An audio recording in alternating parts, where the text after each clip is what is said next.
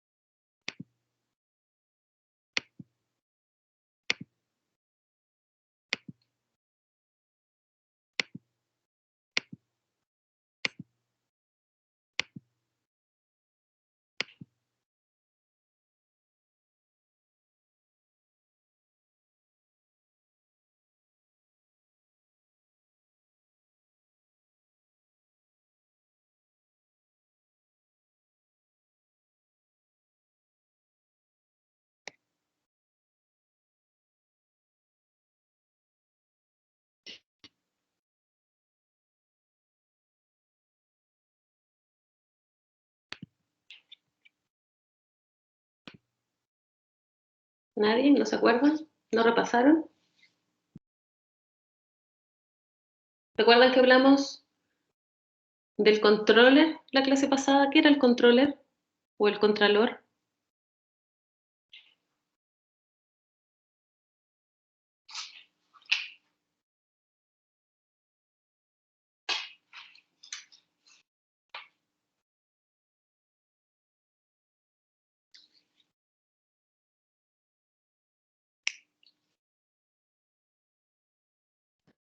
Profe, el controller era el que diseñaba la planificación,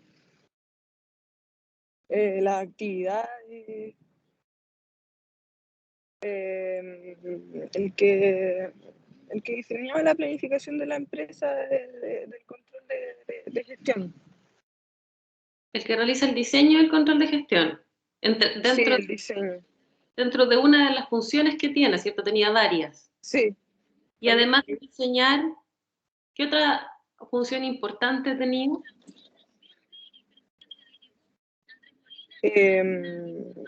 También los presupuestos, coordinaba los presupuestos, reuniones periódicas. Reuniones para dar reportes, ¿cierto? Sí, con los directivos. Claro. Porque el controller además, una de sus funciones, dentro de todas las funciones que tiene, exacto, dice Pía, se tiene que organizar con toda la organización. Tiene que organizarse con todas las personas que forman parte de la organización y también ir contando y analizando la información que obtiene para ir dándola a conocer mediante informes y reportes. ¿Se acuerdan que ahí veíamos que tenía relación, habían dos tipos de relaciones además que podía tener el controller dentro de la organización?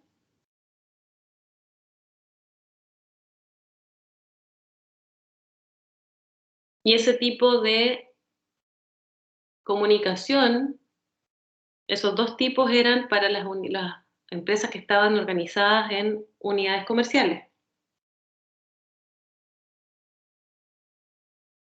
Directa e indirecta, exacto. Entonces, también, ¿qué fue lo que vimos? Vimos también que las empresas se organizan, tienen diferente estructura organizacional. ¿Y por qué es relevante conocer cuál es la estructura organizacional de las empresas?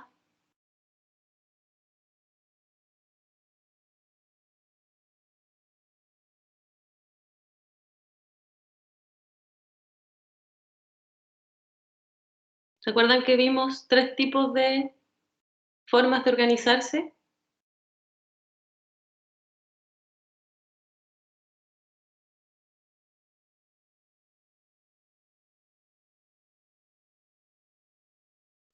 Sí, profe, estaba la funcional. También estaba en unidades comerciales también. ¿Sí? Organización en unidades comerciales. Ahí vimos desventajas, ventajas, también la organización matricial. Sí, exacto. Y yo creo que esto sirve porque así se delegan funciones, entonces después quizás para el controller es como más fácil sacar información y hacer tu informe. Era más fácil con cierto tipo de estructura. Pero, ¿por qué es importante que el contralor o la persona a cargo del control de gestión conozca cuál es la estructura organizacional, conozca cómo está organizada la organización, valga la redundancia?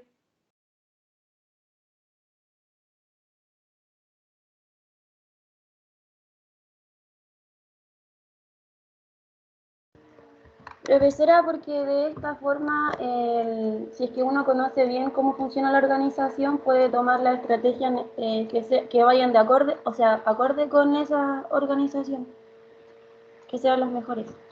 Claro, la estrategia en cuanto a la estrategia global de la organización, pero también las estrategias o los pasos, los objetivos o el diseño del sistema de control de gestión. ¿Se acuerdan que en clases anteriores vimos que también dependiendo de la misión de la compañía, era el sistema de control de gestión que había que diseñar de su ventaja competitiva? La estructura organizacional también es relevante que la persona que diseñe el control de gestión la conozca bien para que cuando diseñe el sistema lo haga de la mejor forma, que éste se pueda adecuar, que este sirva para la organización particular para la cual va a ser diseñado, porque no todas las organizaciones funcionan de la misma manera. Entonces hay que conocer muy bien esto y otros factores. ¿Se acuerdan que también hablamos de la cultura, del liderazgo? Hay varios aspectos a considerar que son útiles al momento de diseñar.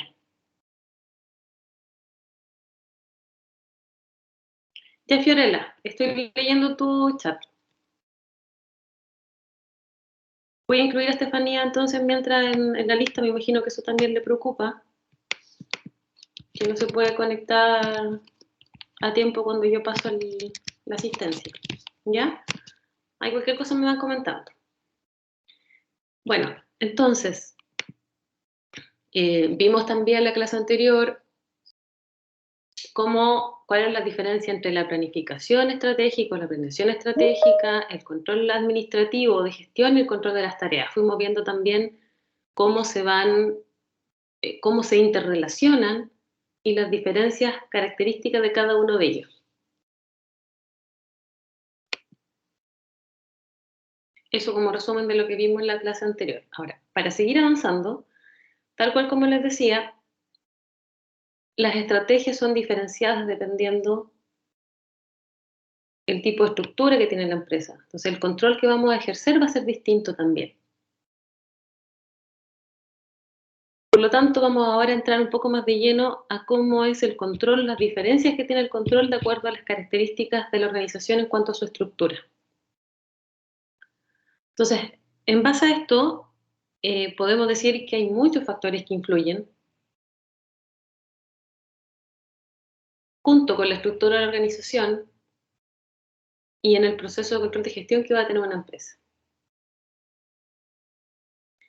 ¿Qué factores importantes se han descubierto, se han estudiado, que influyen dentro del sistema del diseño del sistema de control de gestión? Son, por ejemplo, el tamaño de la empresa, el ambiente organizacional, la tecnología que posee la empresa, la estrategia que ésta sigue y también la interdependencia que pueda haber dentro de ella.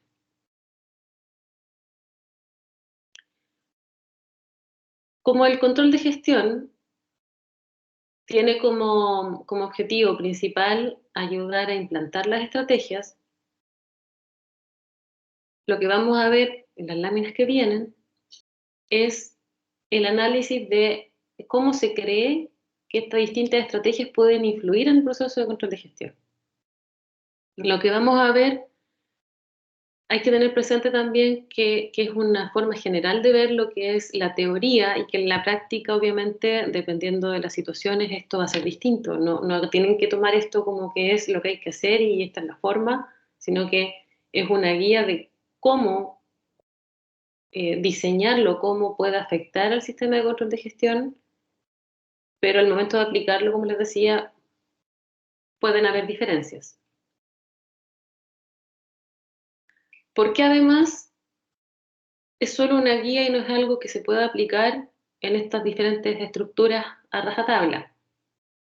Porque hay factores internos y externos que debe considerar la persona que diseña el sistema de control de gestión y que van a afectar la organización en ese minuto del tiempo en que se está realizando este diseño y se está ejecutando el control.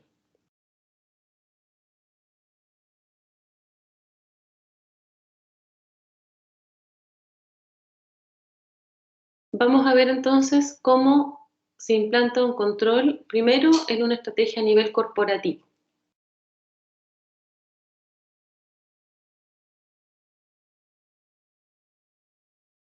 Como el control es distinto dependiendo de su estructura, de la estructura de la estrategia corporativa que tenga la compañía, es válido relacionarlo con ella debido a que las organizaciones pueden operar de forma distinta con distintas estrategias. Y esto depende de las actividades que ellas prioricen, de las habilidades propias que tenga la organización, sus fortalezas, y cuáles son las acciones que ésta realiza para tener una buena productividad, para ser eficaz y eficiente. Además, se vincula el control a la estrategia porque como el sistema de control realiza una medición de las actividades, influye también entonces en el comportamiento de la gente, que es lo que hemos visto. Vimos que la definición principal de control de gestión es esa, influir en el comportamiento de las personas. Por lo tanto, lo que se busca es que al supervisar cómo se realiza el control, cómo se realizan las mediciones, podemos entonces identificar si el comportamiento que está siguiendo el personal de la empresa está acorde a la estrategia definida.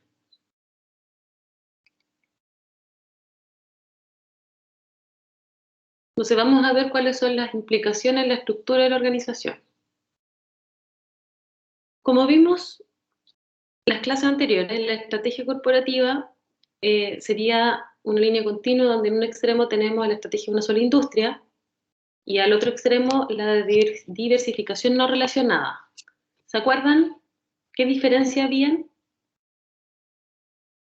¿Cuál era la estrategia de una sola industria? Después teníamos estrategia de diversificación relacionada y después teníamos una estrategia de diversificación no relacionada. La diferencia es que al ser como industrias de distintas áreas o distintos productos, tenían como menor control o control por separado de cada industria. En cambio, la de una sola industria tenía mayor control y era como más... Claro, era más burocrática, era un control centralizado, ¿cierto? Y así ese control se iba como perdiendo, delegando, cuando ya llegábamos a un conglomerado o una empresa de diversificación no relacionada. Ahora, ¿en qué casos, por ejemplo, teníamos una empresa de diversificación no relacionada o un conglomerado? ¿Qué caracterizaba este tipo de empresa? ¿Te acuerdan que estuvimos viendo ejemplos? Sí, como que las industrias no tenían relación entre sí, o sea, en su rubro y eso. Claro, es como un gran holding, una gran empresa que tiene pequeñas empresas que no tienen ninguna relación entre ellas. Es como lo que hablábamos en su minuto del ejemplo de CAT. La parte de maquinaria y todo lo que es vestuario. No tienen relación entre una y otra.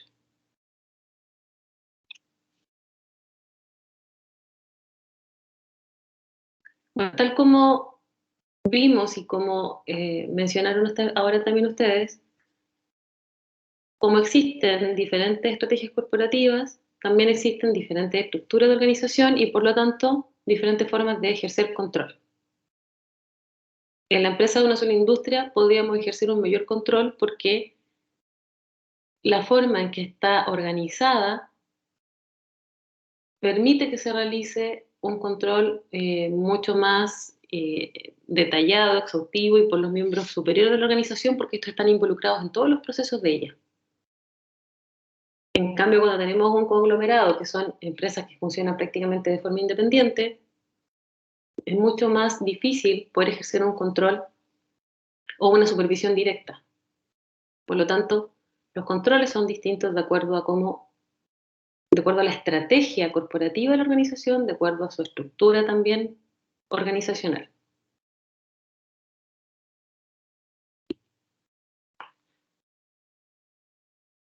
Recuerden que la ubicación de una empresa dentro de esta línea continua que hablamos, de que en un extremo está la empresa de una sola industria y en otro extremo están los conglomerados, depende del grado y tipo de diversificación que tenga la empresa.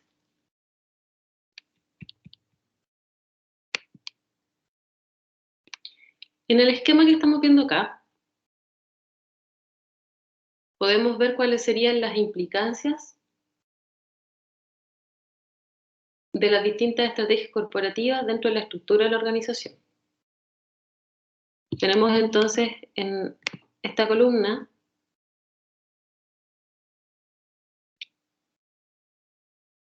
cómo está organizada una empresa, una sola industria en cuanto a estos aspectos, luego las diversificadas relacionadas y luego, por último, las diversificadas no relacionadas.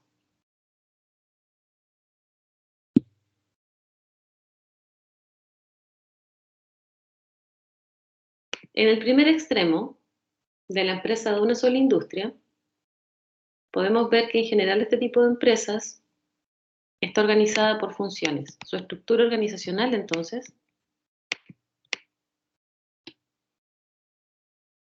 es una estructura organizada por funciones. Es decir, que los directivos son responsables de elaborar la estrategia general de la empresa para poder competir de mejor forma en la industria que se eligió,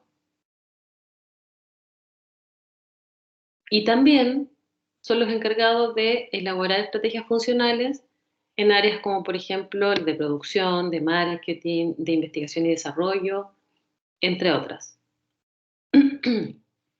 Ahora, lo que hay que tener presente es que no por ser de una sola industria siempre va a estar organizada por funciones, porque no todas las empresas que operan en una sola industria están organizadas de manera funcional.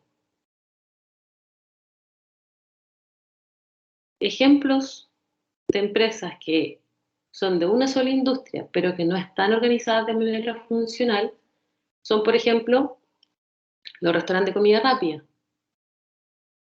los supermercados, las farmacias, los hoteles.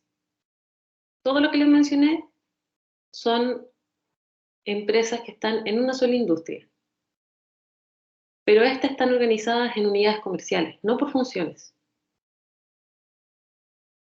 ¿Por qué? Porque como están en distintas ubicaciones, es mucho mejor para la empresa organizarse por funciones, debido a que estas tienen funciones de producción y de marketing, por ejemplo, en distintas ubicaciones.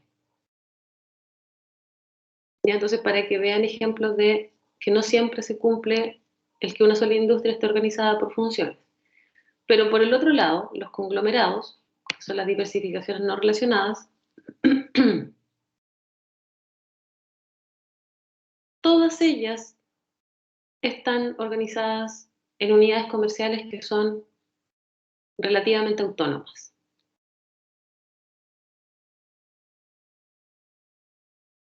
En este tipo de empresa, como estas abarcan varios negocios que son muy diversos y muy distintos entre sí, los directivos de estas empresas se concentran más que nada en la gestión de portafolio, es decir, de una selección de los negocios en los cuales ellos están asignando e invirtiendo sus recursos. Y la elaboración de la estrategia de productos o mercados las delegan a los gerentes de las unidades de negocio y de unidades comerciales particulares.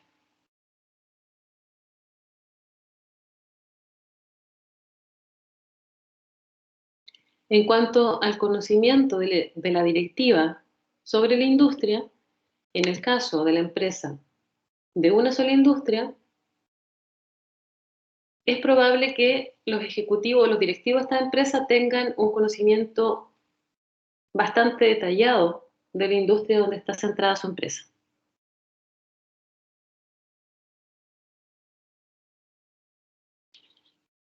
Por el otro lado, es más bajo el conocimiento de la directiva de las empresas diversificadas no relacionadas, donde en general los ejecutivos o los directivos de estas empresas están mucho más orientadas a la parte financiera, porque recuerden que el área como más financiera, el área más de gestión de recursos, era la que llevaba el control, la matriz de todas las unidades comerciales. Era el área que ellos ejercían todo el control. Por lo tanto, hay mucho más conocimiento y expertise en esa área en el caso de las empresas diversificadas no relacionadas.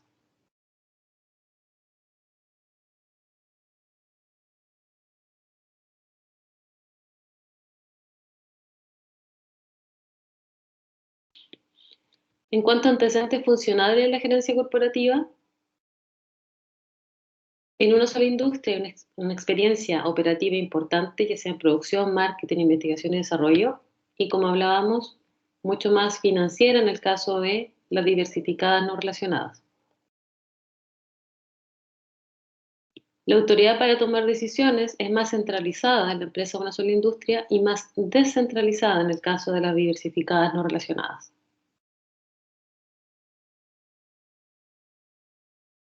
Mientras más una empresa se desplace desde el extremo de una sola industria hacia el extremo de las diversificadas no relacionadas, la autonomía que tiene el gerente tiende a aumentar.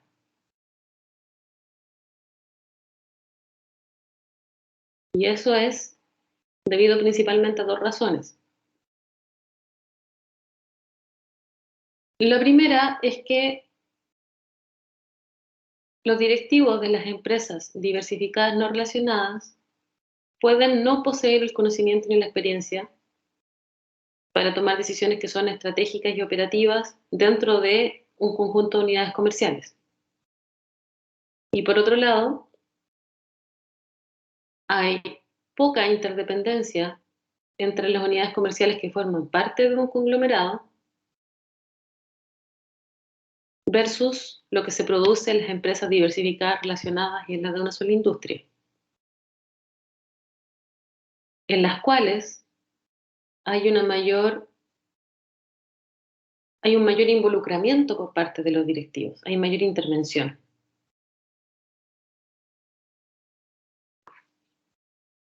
En cuanto al tamaño del personal, en el caso de una sola industria es grande y en el de diversificadas no relacionadas es pequeño. No les menciono diversificadas relacionadas porque en general está en medio de ambos. Por eso estamos viendo más que nada los dos extremos.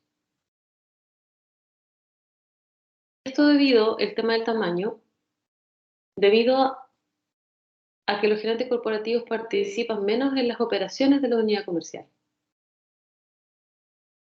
Y eso hace entonces que el tamaño sea pequeño en el caso de los conglomerados.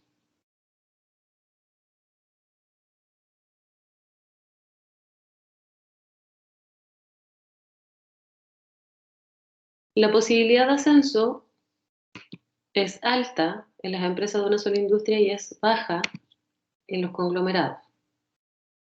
Y esto debido principalmente a la no relación que existe entre las unidades comerciales de este, que hace mucho más difícil que se produzcan ascenso de personal interno o transferencias laterales de ejecutivos, porque están en industrias totalmente distintas.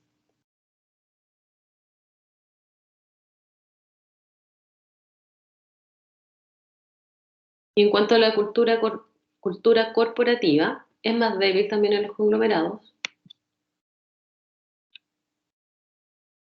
Y esto también tiene que ver con la forma en que están estructurados, cómo funcionan como empresas independientes entre ellas, se puede evidenciar una menor cultura corporativa que en el caso de las empresas de una sola industria, que es mucho más fuerte. ¿Alguna duda o comentario hasta ahí?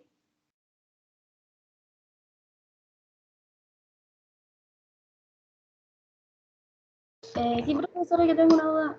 ¿Esta tablita muestra como lo ideal o es como lo que más se ve en la industria, o sea, en la empresa? Esta tablita muestra cómo están, cómo la estructura de la organización afecta a estos elementos. Pero esto es en general, esto es como, en general las empresas de una sola industria tienen menos ascensos, tienen un tamaño personal más grande, son más centralizadas, son las características que estos tres tipos de estructuras tienen, pero en general, porque recuerden que cada empresa tiene una situación particular. Por eso, por ejemplo, al principio hablábamos que la empresa de una sola industria, en general, se organizan por funciones, pero yo les daba el ejemplo de las empresas de comida rápida, los supermercados, las farmacias, que en ese caso son empresas de una sola industria, pero que se organizan por unidades de negocio. Entonces esta tabla da las características generales que tiene cada una de las estructuras de la organización en cuanto a estos elementos. Profesora, gracias. ¿Alguna otra duda o consulta?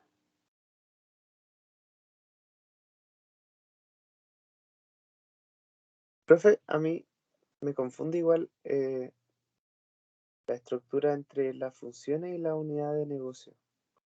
Por función entiendo que es como el área específica. O algo así, no sé. Por funciones es más que nada marketing, producción, investigación y desarrollo. Y por unidad de negocio, recuerden que vimos que era un ejemplo como el caso de Procter & Gamble.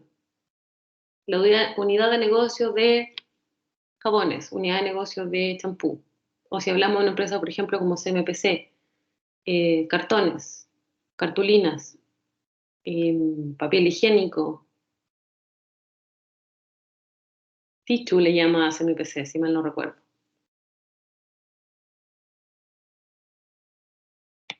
Y el conglomerado ya es las empresas independientes con su nombre particular y definido que forman parte de esta unión que tiene el conglomerado.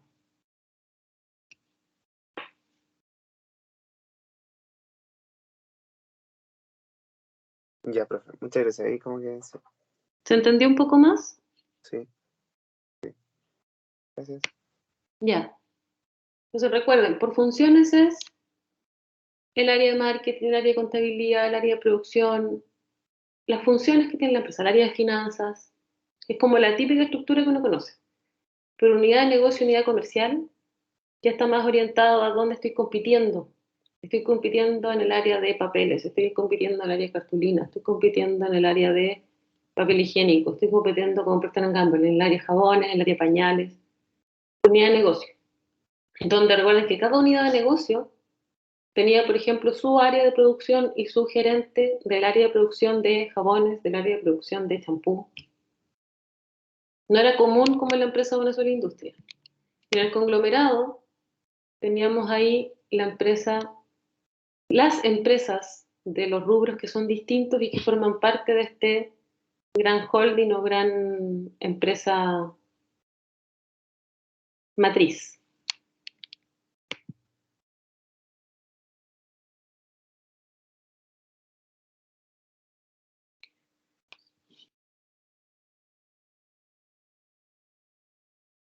Terminando con las implicaciones sobre el control de gestión de la estrategia corporativa de la tabla que vimos anteriormente,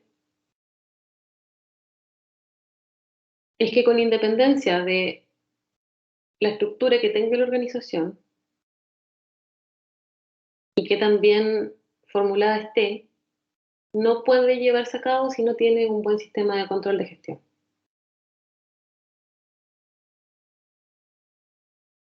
ya que esta principalmente se enfoca en lo que es definir las relaciones de jerarquía y las responsabilidades que hay entre los distintos gerentes y también el personal a cargo. No está diseñada para implantar estrategia, no está diseñada con ese objetivo.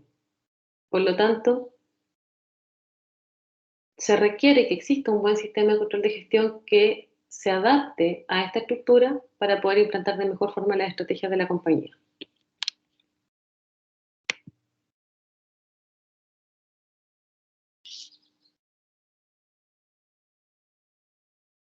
En cuanto a específicamente a los elementos que conforman un sistema de control de gestión, las estrategias corporativas tienen varias diferencias asociadas a esto, ya que conforme las empresas se van diversificando, hay una probabilidad de que los gerentes a nivel corporativo no tengan tanta expertise, no tengan tanto conocimiento en las actividades que realizan las diferentes unidades de negocio de la compañía. Por lo tanto, no se puede esperar que estos gerentes,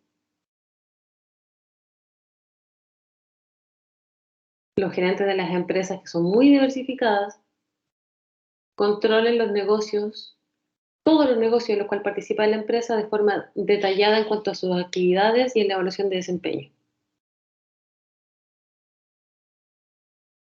Por otro lado, las empresas de una sola industria, las diversificadas relacionadas, en ese caso tenemos que este tipo de empresas tienen competencias básicas de toda la compañía en la cual basan su estrategia.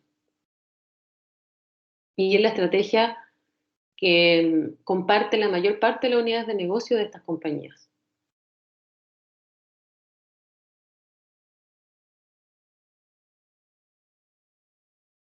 Pero por otro lado, en el caso de los conglomerados,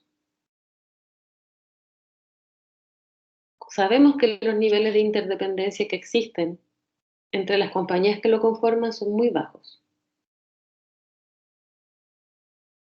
¿Qué implica esto? Que puede ser que si las compañías se van diversificando en el tiempo, es muy probable que lo que se espere es cambiar los sistemas de control de tal forma de fomentar a nivel empresa el espíritu de cooperación entre las unidades. ¿Y esto por qué? Porque hay que fomentar el espíritu de cooperación, porque mientras más se diversifican, hay mayor comunicación entre las unidades porque hay menor interdependencia, interrelación. Como funcionan como compañías independientes, es como que funcionan como islas. Entonces cada una funciona con los objetivos propios por cumplir y los objetivos de la corporación que se les impongan, pero no hay una cultura de cooperación a nivel compañía, a nivel general. Por lo tanto, una de las cosas que se puede buscar en este tipo de empresas, en los conglomerados, es que el sistema de control de gestión ayude a que exista esta comunicación, esta cooperación entre unidades.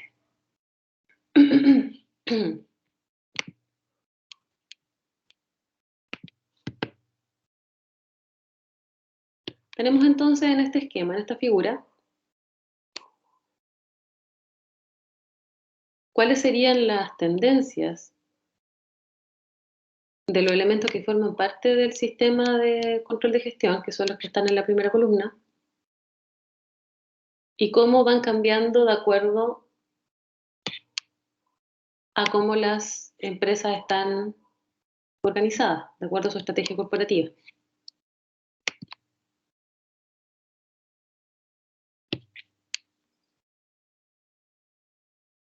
Tenemos, por ejemplo, que en cuanto a la planeación estratégica, vamos a verlo en detalle en las láminas que vienen, la empresa de una sola industria tiende a realizar una planeación estratégica vertical y horizontal.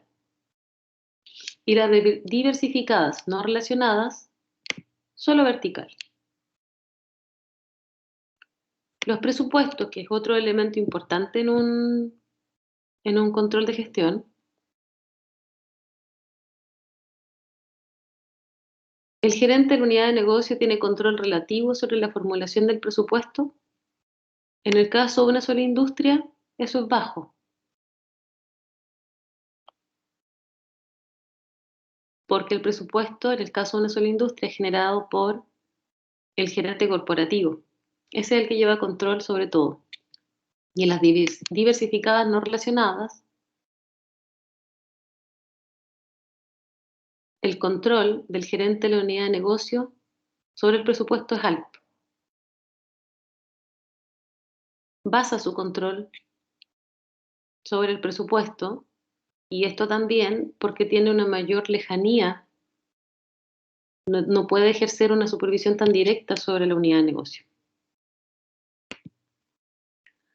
En el caso de una sola industria, la importancia de ajustarse al presupuesto es baja y en las diversificadas no relacionadas es alta.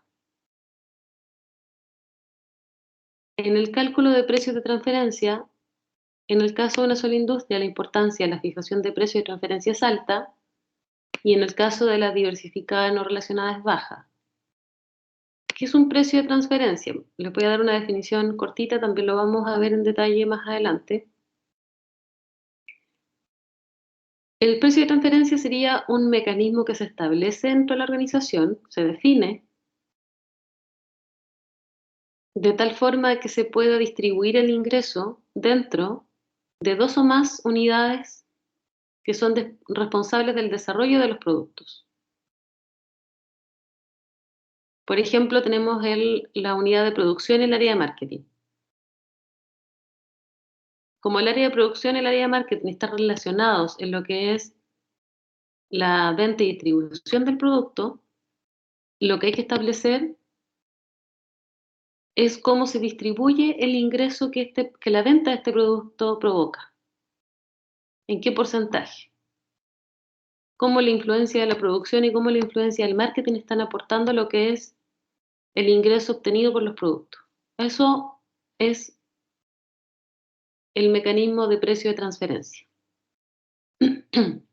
Y eso es más alto en las empresas de una sola industria y es más bajo en las empresas diversificadas no relacionadas. ¿Por qué ustedes creen que es más alto en la empresa de una sola industria? Fijar un precio de transferencia, establecer cómo repartir el ingreso de la distribución de un producto.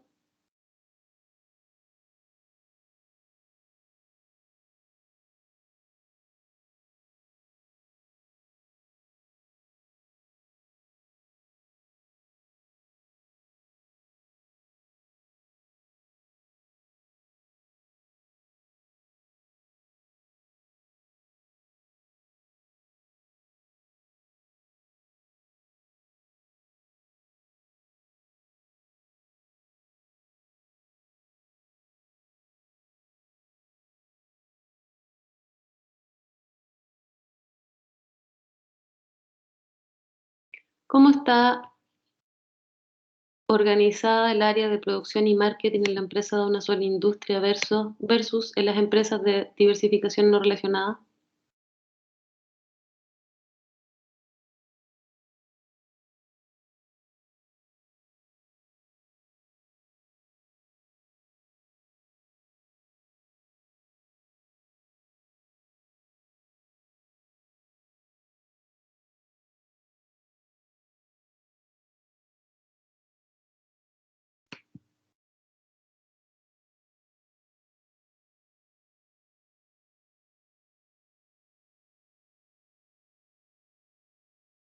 Voy a cambiar la pregunta.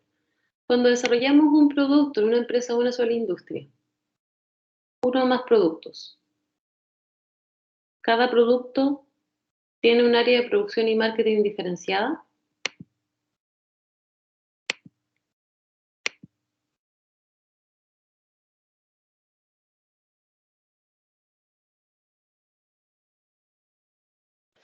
No, profe. En el caso de una sola industria no está diferenciado, ¿cierto?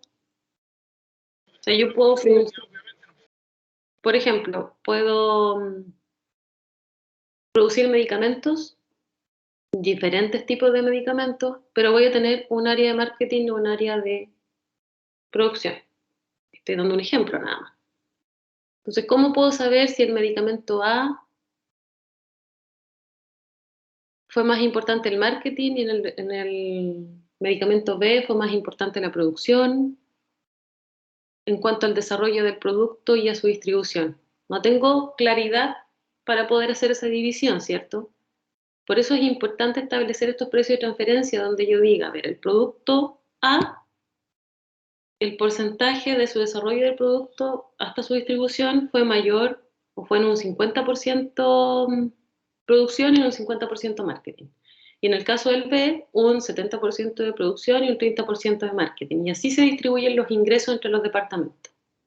En cambio, cuando tenemos una empresa diversificada no relacionada, cada unidad comercial tiene su propia área de marketing y su propia área de producción. Por lo tanto, hay una menor necesidad de establecer estos precios de transferencia, porque ambas áreas funcionan entre este ingreso entre las otras unidades comerciales o esto con la corporación.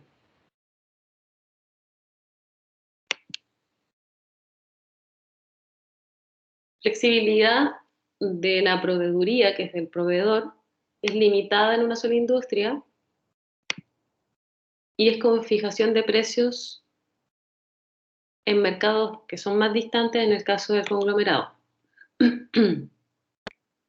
La compensación por incentivos, es decir, lo que es los criterios para otorgar bonos, son financieros y no financieros en el caso de una sola industria y son prácticamente financieros en su totalidad en el caso de las diversificadas no relacionadas. El enfoque para determinar bonos es subjetivo en el caso de una sola industria y es basado en fórmulas en el caso de las diversificadas no relacionadas. Y las bases para otorgar los bonos, en el caso de una sola industria, es el desempeño de la unidad de negocio como el corporativo, y en el caso de las diversificadas no relacionadas, sobre todo el desempeño de la unidad de negocio. Vamos viendo con mayor detalle cada uno y ahí vamos a ir profundizando. Lo primero que veíamos entonces es cómo es la planeación estratégica en estos tres tipos de empresa con cada una de esas estructuras. Como hay menor interdependencia en los conglomerados, usan sistemas verticales de planeación estratégica. ¿Qué quiere decir esto? Que las unidades de negocios que forman parte del conglomerado preparan estos planes estratégicos y los llevan a revisión y aprobación por parte de la dirección de la empresa. Por eso son verticales.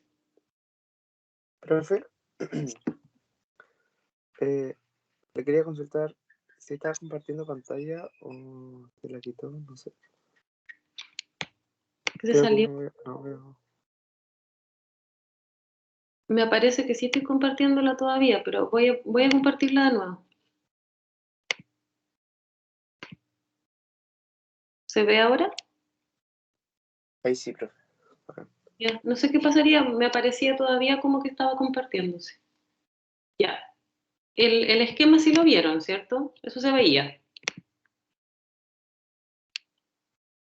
Sí. Lo que estamos haciendo ahora ya es pasar como al mayor detalle del esquema.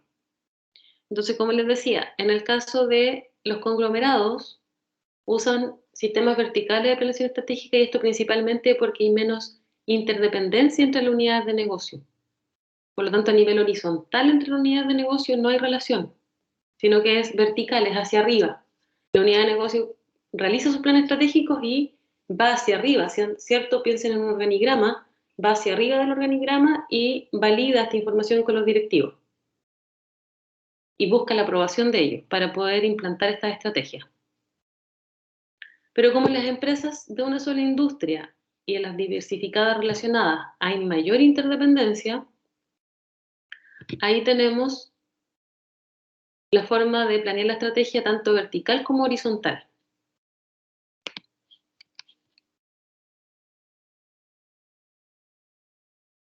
¿Cómo se explica la horizontalidad? ¿Cómo se aplica?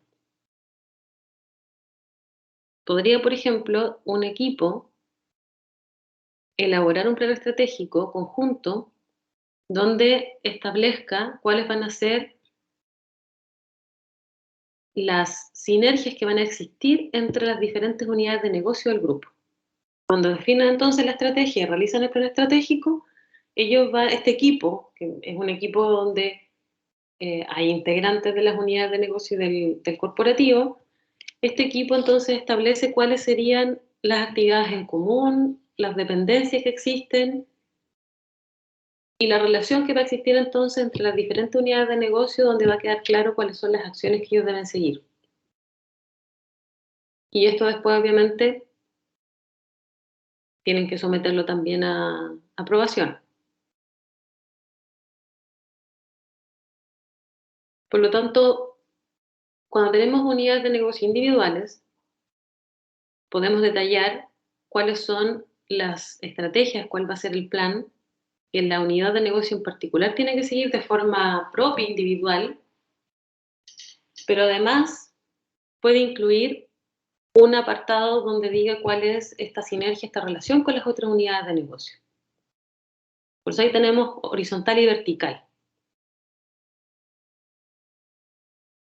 Por otro lado, también puede ocurrir que a nivel corporativo, la empresa requiera planes estratégicos que sean conjuntos para todas las unidades de negocio. Y por lo tanto, se debe establecer esta estrategia orientada a esta relación conjunta que existe entre ellas.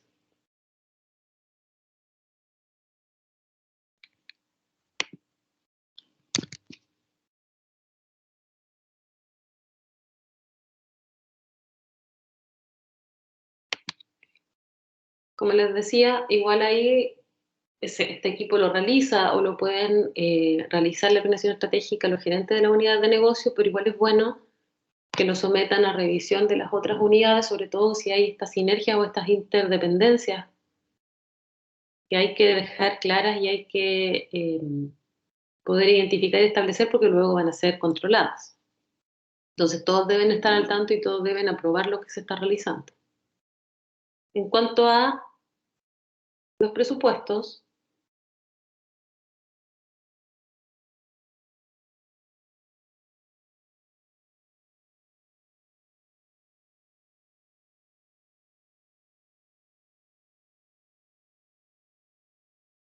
los presupuestos que también son formulados a raíz de la estrategia, donde tenemos ahí bien especificado cuáles van a ser los costos, los ingresos, los activos que se van a generar o comprar, tenemos todo el detalle, tenemos entonces asociado un presupuesto puede ser para la unidad comercial en particular, para la corporación, y hay diferentes tipos de presupuestos que también vamos a ver en detalle.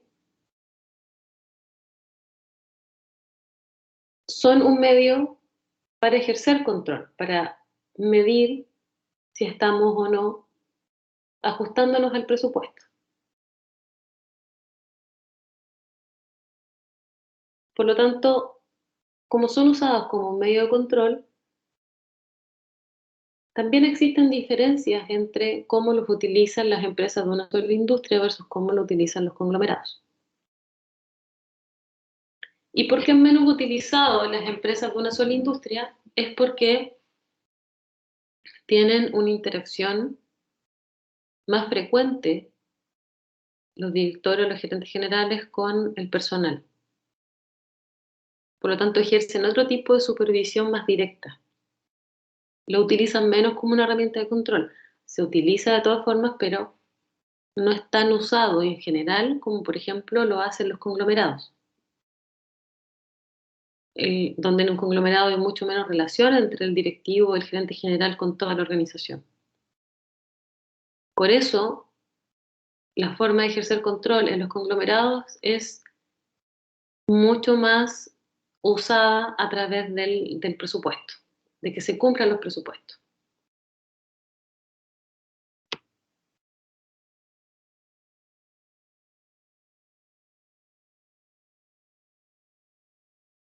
En un conglomerado, el sistema de presupuestos debe cumplir con ciertas características.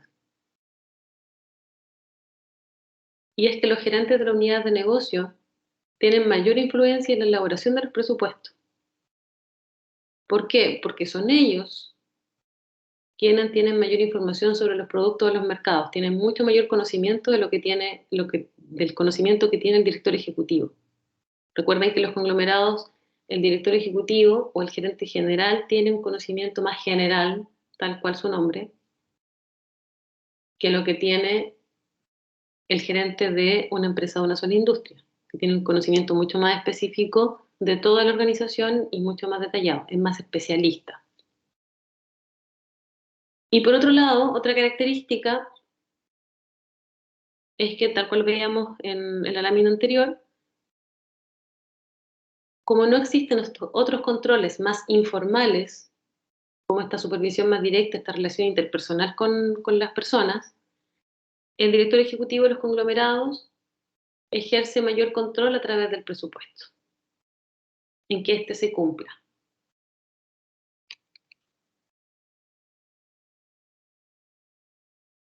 ¿Alguna duda hasta ahí?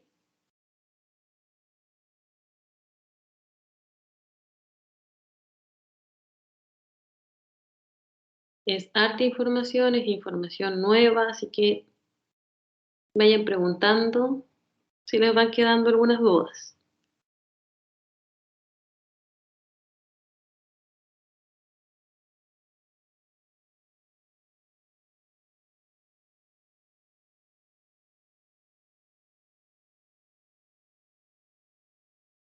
¿No? ¿Ninguna duda? Ya. En cuanto entonces a la fijación de precio de transferencia, veamos que también la fijación de estos precios de transferencia es más frecuente en la empresa de una sola industria y en las diversificadas relacionadas versus los conglomerados. En un conglomerado es más bajo porque la fijación de precio de transferencia consiste en flexibilizar la provisión de las unidades de negocio. Se aplica otra forma y se realiza a través de precios de mercado distantes. En cambio, en la empresa de una sola industria o en la diversificada relacionada, como hay más sinergia y más interdependencia, no se puede aplicar la misma flexibilización en cuanto al abastecimiento. La toma de decisiones en las empresas de una sola industria o diversificadas relacionadas, recuerden que es menos independiente que los conglomerados. Dependen mucho más de las decisiones a nivel corporativo.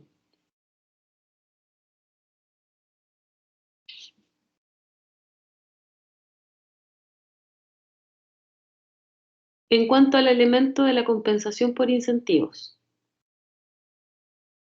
¿se acuerdan que hablábamos que una de las formas que tiene el sistema de control de gestión de influir sobre las personas es a través de los incentivos, de los bonos?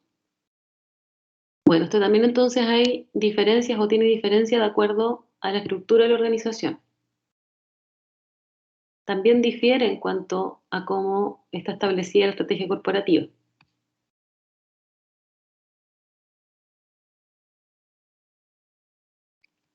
Perdón. Para calcular o para compensar por incentivos, hay empresas que utilizan fórmulas para calcular los bonos. Y esto es más común en los conglomerados.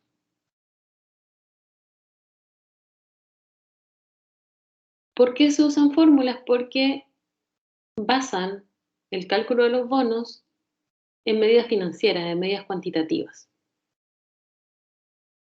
Principalmente están orientadas, por ejemplo, a que se cumpla con cierto ítem del presupuesto.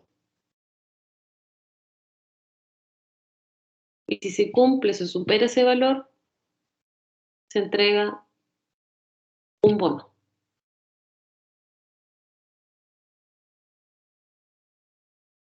¿Por qué las medidas financieras cuantitativas y el uso de fórmulas es más común en un conglomerado? Porque la directiva general de este tipo de empresa tiene un menor conocimiento de lo que sucede en los diversos negocios que forman parte de la compañía en general.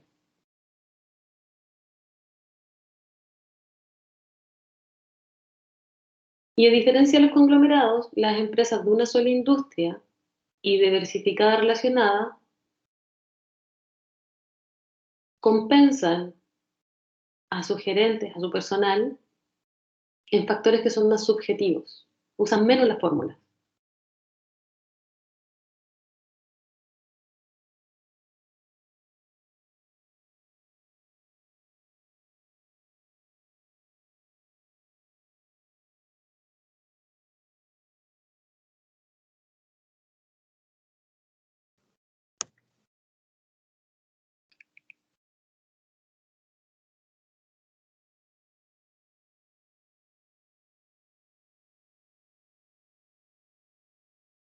Tenemos también las medidas de rentabilidad.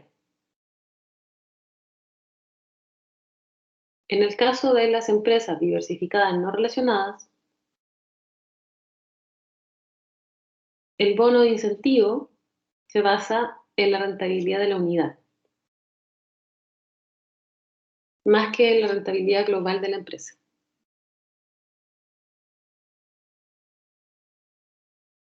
¿Y esto por qué?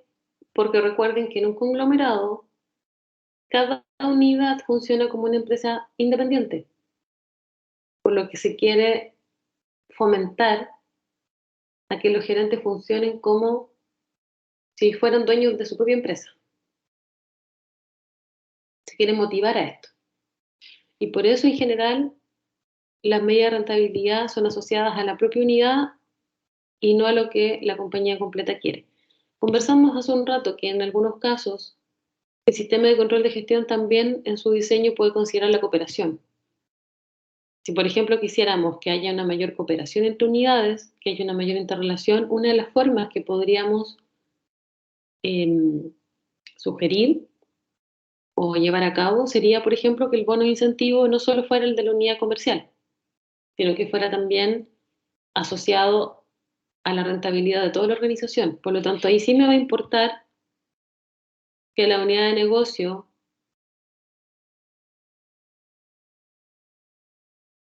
que a las otras unidades de negocio de la empresa también les vaya bien, no solo la mía. Y ahí puede fomentar lo que es una mayor cooperación entre las unidades. En la empresa de una sola industria y las diversificadas relacionadas basan el bono de incentivo en el desempeño de la unidad y en el desempeño de la corporación.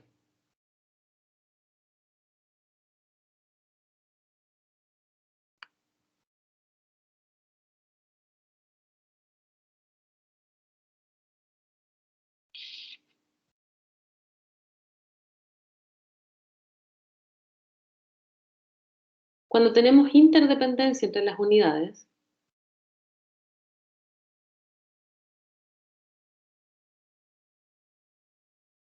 pueden existir conflictos entre ellas si existe, por ejemplo, más dependencia del bono de los gerentes generales por cada unidad.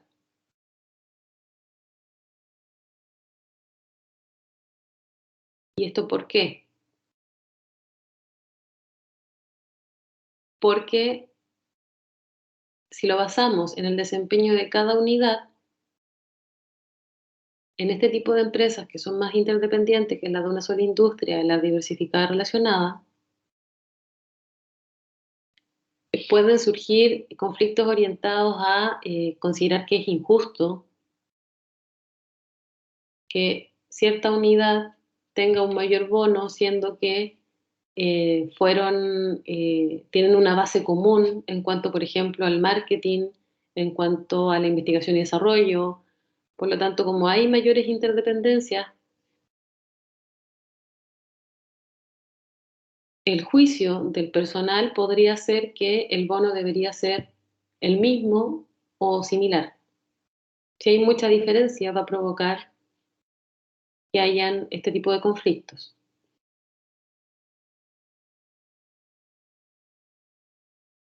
Como les decía, cuando los bonos dependen también de cómo le va la organización completa, puede motivar la cooperación y puede fomentar lo que son las relaciones de las interdependencias más que el cómo me va a mí en mi unidad. Funcionar de forma independiente como lo hacen los conglomerados, como si fueran empresas separadas.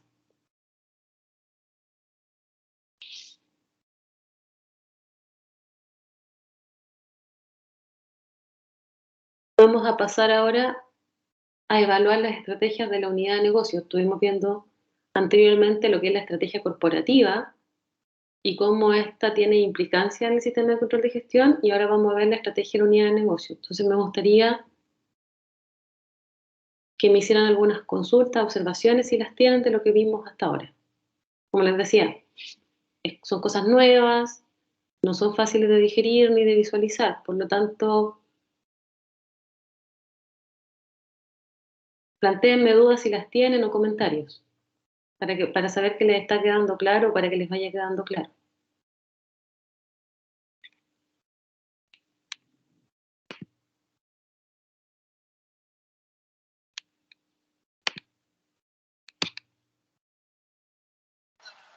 Profe, ¿la misión se puede cambiar con el tiempo o siempre está la misma? La misión se puede cambiar, sí. Va a depender de los factores externos, los factores internos que vayan cambiando en la organización. Es parte de un análisis que hay que ir haciendo. Puede ser que, recuerda que la misión es más a corto plazo que la visión, que es a largo plazo. Pero puede ser que la misión con la que tú creaste tu empresa en su minuto, la que tú quieres que tenga, cambia de acuerdo a las condiciones externas o cambia de acuerdo a las condiciones internas que tú tienes dentro de tu organización. Va a depender de qué enfoque le quieras dar a tu empresa. Por lo tanto, también es algo que tiene que ser analizado de forma continua. Ahora, si hablamos de la misión que viene, que está más orientada a las unidades comerciales, que tiene que ver principalmente con las estrategias de conservar, reinvertir, cosechar. Si tiene que ver con esas, también van a depender principalmente de la unidad comercial, la unidad de negocio que estemos analizando. ¿Se acuerdan que ahí lo vimos con la matriz del Boston Consulting Group?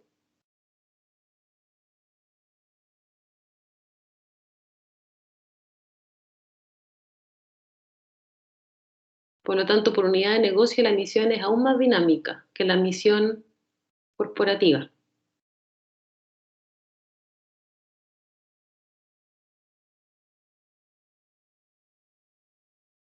Y, profe, en un conglomerado ¿hay muchos controles igual o solo uno? En un conglomerado hay muchos controles igual y se debe diseñar el control de gestión de una manera en que te permita controlar cuando tienes empresas que funcionan de forma distinta, que funcionan como empresas independientes. Por lo tanto, el control debe ser,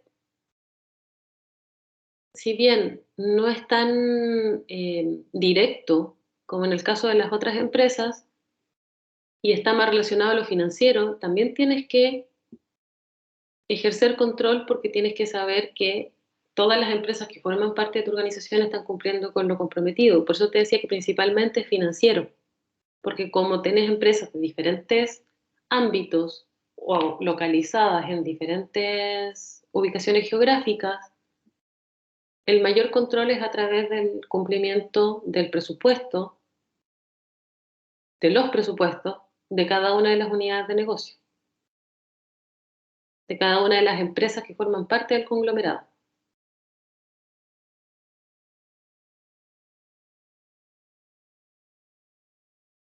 En todas hay que controlar. La diferencia es en cómo controlas.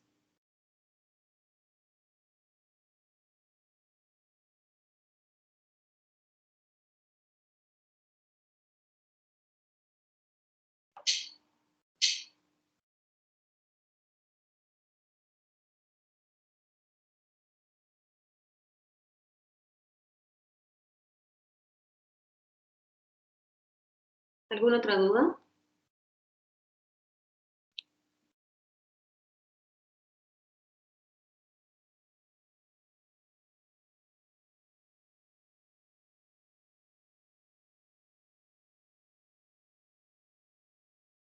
Ya, si no hay más dudas, vamos a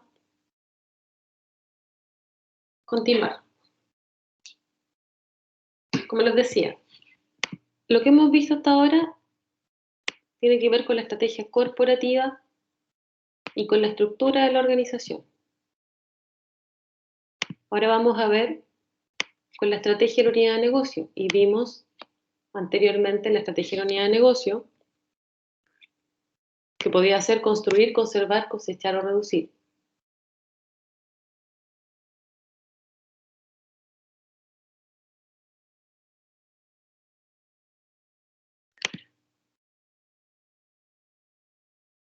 Las corporaciones que son diversificadas, que tienen negocios en diferentes ámbitos, en diferentes industrias, se segmentan en unidades de negocio. Y generalmente tienen diseños de estrategias diferentes para cada una de ellas.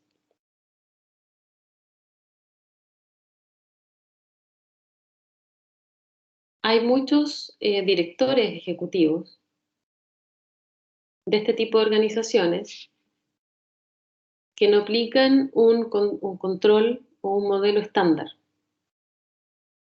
sino que lo ajustan a la estrategia que tiene cada una de sus unidades de negocio.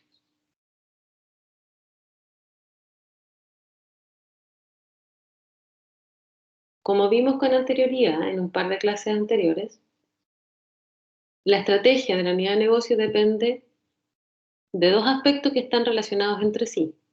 El primero de ellos es la misión, cuáles son sus objetivos generales de la unidad de negocio, recuerden, ahí estamos situados, y cuál es la ventaja competitiva, que tiene que ver en cómo debe competir la unidad de negocio en su industria para cumplir con su misión. ¿Y cuáles son las misiones de la unidad de negocio? Recuerden que las vimos en la matriz del Boston Consulting Group, donde teníamos una misión de negocio que puede ser construir, conservar, cosechar o reducir.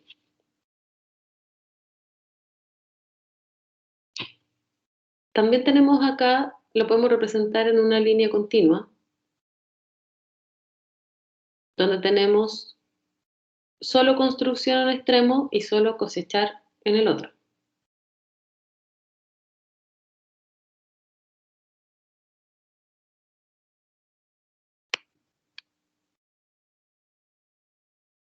Si se quiere llevar a cabo la estrategia y que esto sea eficaz, debe haber una congruencia entonces entre el control empleado y la misión elegida. Por eso hablábamos en ese minuto de que el control se tiene que adaptar a la misión que elija la unidad de negocio.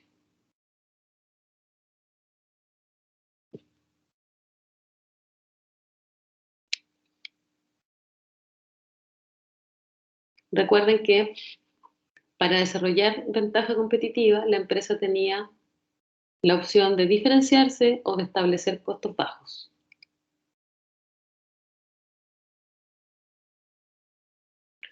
Como debe haber una congruencia entre la misión y el control, ¿qué tenemos que considerar? Lo primero es que la misión que tenga la unidad de negocio influye en la incertidumbre que tienen los gerentes en cuanto a las decisiones de corto y largo plazo.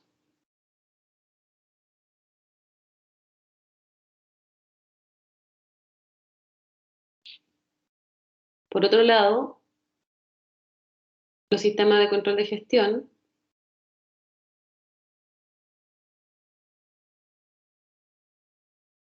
también pueden ayudar a que el gerente se motive a enfrentar esta incertidumbre de la unidad de negocio y también los ayuda a elegir entre cuáles van a ser las mejores decisiones de corto o largo plazo.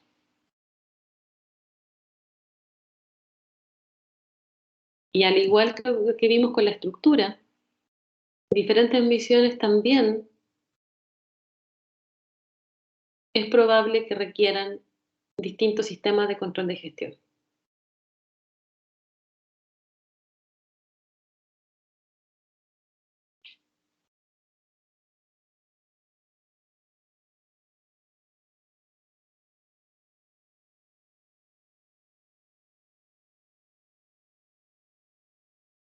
En cuanto a la incertidumbre que provocan las distintas misiones, las unidades comerciales que tengan una misión de construcción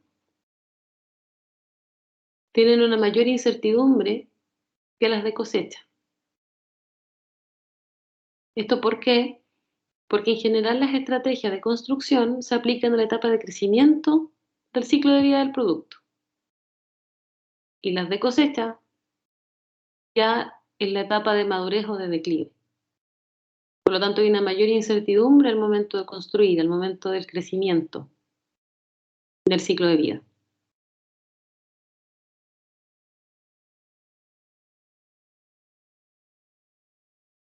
¿Qué factores influyen en la incertidumbre?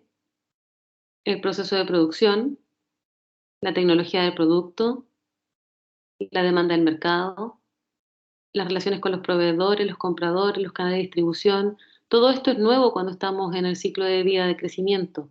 Por eso hay mayor incertidumbre. No sabemos cuáles van a ser todos nuestros competidores.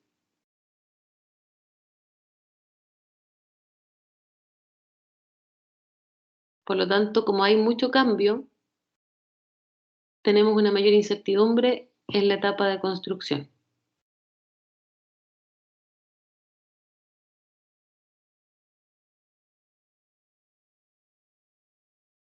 Por otro lado, uno de los objetivos de la unidad de construcción es aumentar la participación de mercado, el lograr llegar a la parte de la curva donde ya nos estamos afianzando en el mercado y estamos en la etapa de crecimiento y llegando a la madurez.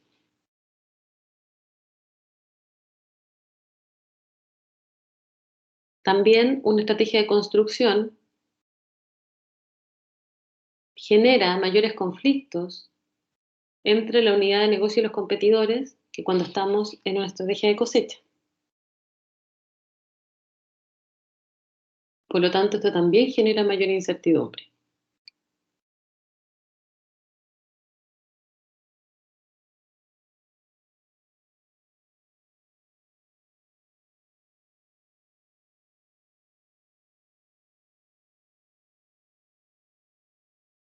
En el caso de los proveedores, para el área de producción, los gerentes de las empresas que están en la etapa de construcción dependen mucho más de lo externo, de gerentes, de organizaciones externas, que aquellos que siguen estrategias de cosecha. En la etapa de construcción, en una misión de construcción, hay una mayor inversión de capital. Buscamos expandir capacidad, aumentar la participación de mercado, aumentar el volumen de producción. Por lo tanto, esto hace que haya esta mayor inversión que lo que hay en otra de las misiones. Y por lo tanto, al tener mayores dependencias de una unidad de negocio, de individuos y organizaciones externas, también hay una mayor incertidumbre de lo que nos vamos a enfrentar.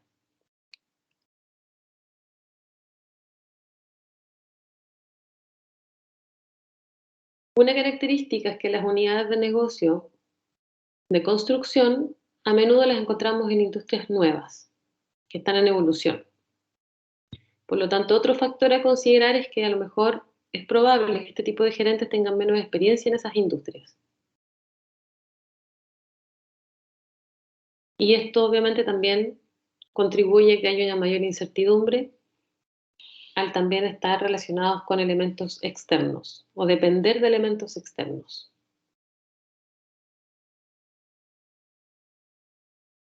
¿Cómo se relaciona la misión y el tiempo de vigencia?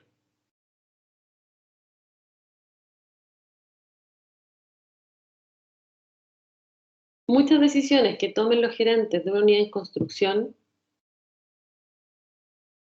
puede ser que generen utilidades después de cierto periodo de tiempo.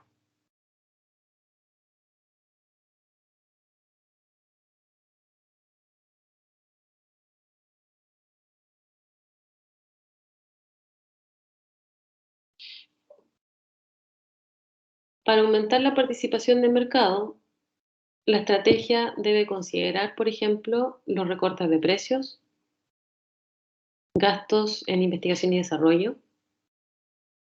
y gastos en desarrollo de mercado.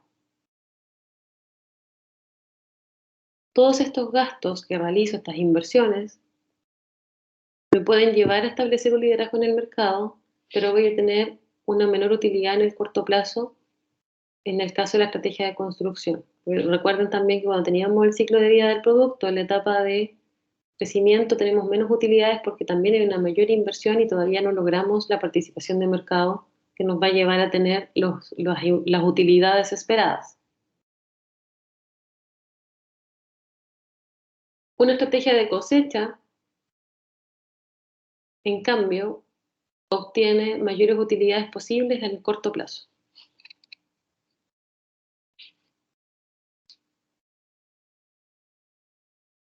Y en cuanto a la planeación estratégica, el enfoque de la unidad de negocio depende de la misión que haya establecido. Entonces, de acuerdo a esta misión, va a ser cómo va a enfocar la planeación estratégica de cada unidad de negocio. Tenemos entonces acá un esquema donde tenemos las diferentes misiones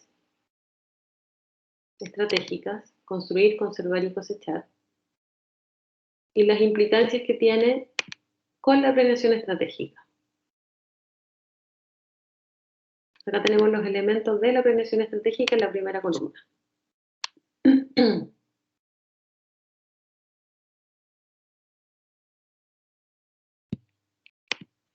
Vamos viendo entonces cada componente. ¿Cuál es la importancia de la planeación estratégica para estas tres tipos de misiones? Para la misión de construir es relativamente alta y para la de cosechar relativamente baja.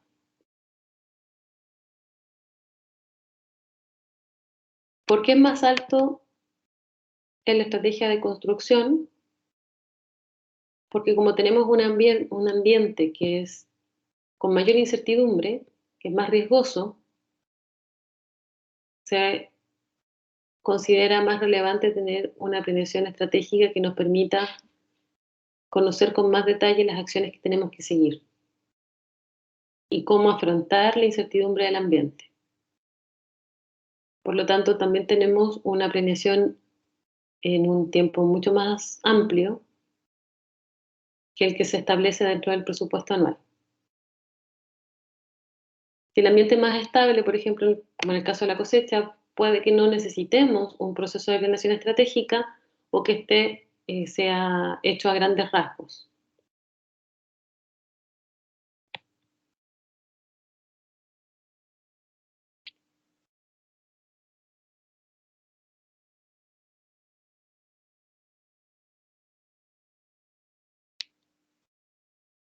La formalización de las decisiones de gasto de capital es menos formal al momento de la construcción. Tenemos un mayor periodo de reembolso y es más formal en el caso de la cosecha, con un menor periodo de reembolso. Tenemos un mayor análisis de los flujos de efectivo en el caso de la cosecha.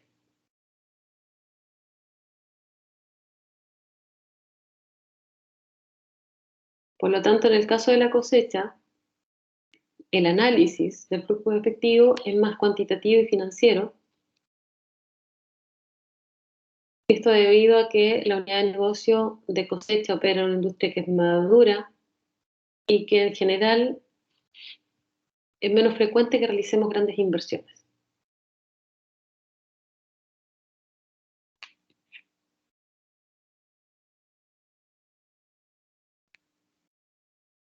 Los criterios de evaluación de capital, tenemos mayor hincapié en datos no financieros, en el caso de construcción, porque lo que estamos buscando es una mayor participación de mercado y mayor uso de recursos en investigación y desarrollo. En cambio, cuando tenemos una unidad de negocio en etapa de cosecha o con misión estratégica de cosecha, tenemos mayor hincapié en datos financieros, como la eficiencia en costos y la obtención de flujos de efectivo.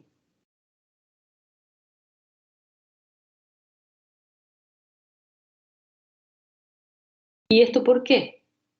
Porque la unidad de construcción, como hablábamos, está en la etapa de crecimiento del ciclo de vida del producto.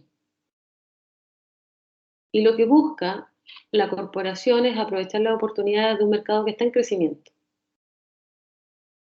Por eso se realizan mayores inversiones para lograr esta participación de mercado y por eso también las tasas de descuento son más bajas. Porque esto motiva a los gerentes de construcción a buscar más ideas de inversión para la corporación.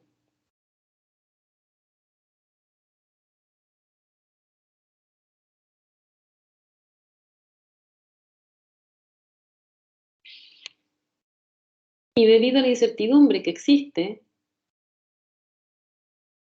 también para las unidades de negocio en construcción, tenemos incertidumbre porque estamos en crecimiento en un mercado no tan conocido, no sabemos si nuestro producto va a ser aceptado.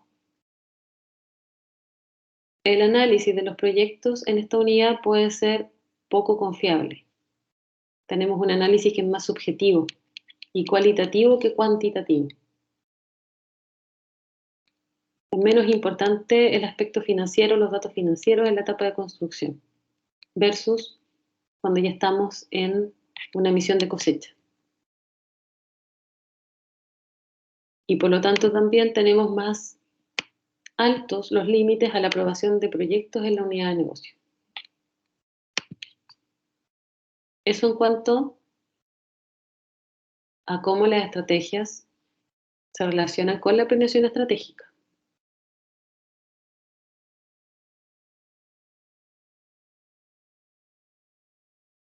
¿Cómo se relaciona la misión con los presupuestos?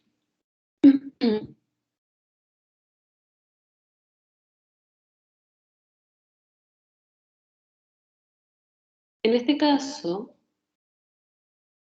se realizan los cálculos, se establecen cuáles son las variaciones y se comparan los resultados reales con los presupuestados, identificando cuáles son a favor y en contra, si estamos bajo o sobre el presupuesto. El que una variación sea favorable, es decir, que estemos cumpliendo con el presupuesto, no implica necesariamente que el desempeño esté siendo también favorable. Lo mismo al revés.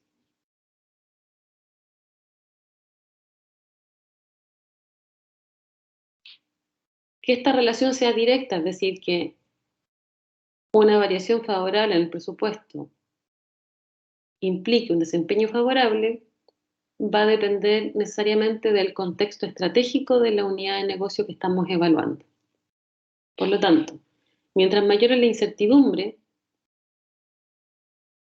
es mucho más difícil que los objetivos a lograr del presupuesto puedan ser cumplidos a cabalidad debido a la incertidumbre que tiene el mercado donde estoy recién incorporando a lo mejor un producto.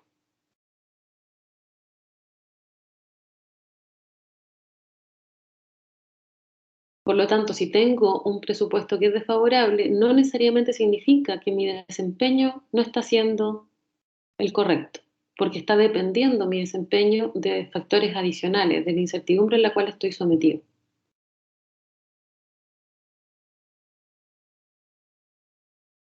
Por eso, en las unidades de construcción hay una menor dependencia de los presupuestos. que, por ejemplo, las de cosecha, y es principalmente debido a esta incertidumbre.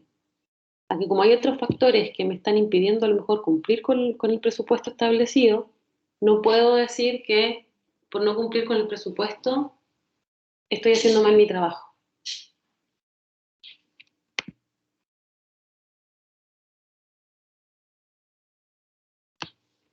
Por eso hay una alta probabilidad que existan diferencias entre el proceso de presupuestación de las unidades de cosecha y las de construcción. En la unidad de construcción puede haber una mayor frecuencia de revisión del presupuesto. ¿Y esto debido a qué? A la incertidumbre, a la variación, a los cambios que hay en el ambiente.